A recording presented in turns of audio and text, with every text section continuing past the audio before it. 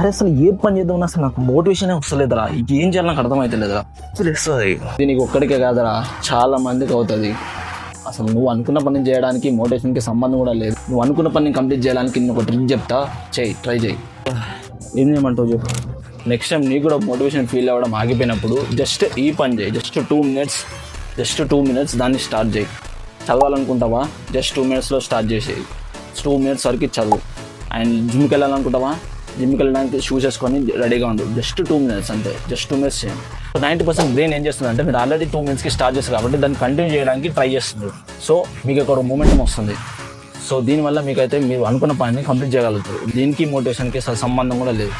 So చాలామంది successful కూడా దీన్ని ట్రై చేస్తారు. అండ్ ఈ ట్రిప్ని కూడా ఫాలో అయ్యి మోటివేషన్తో పని లేకుండా కన్సిస్టెన్సీగా ఉండండి. అండ్ ఇలాంటి productive tips and mindset videos కోసం అయితే ఛానల్ సబ్స్క్రైబ్ చేసుకోండి. ఇన్స్టాగ్రామ్ అయితే ఫాలో కొట్టండి. See you in the next video.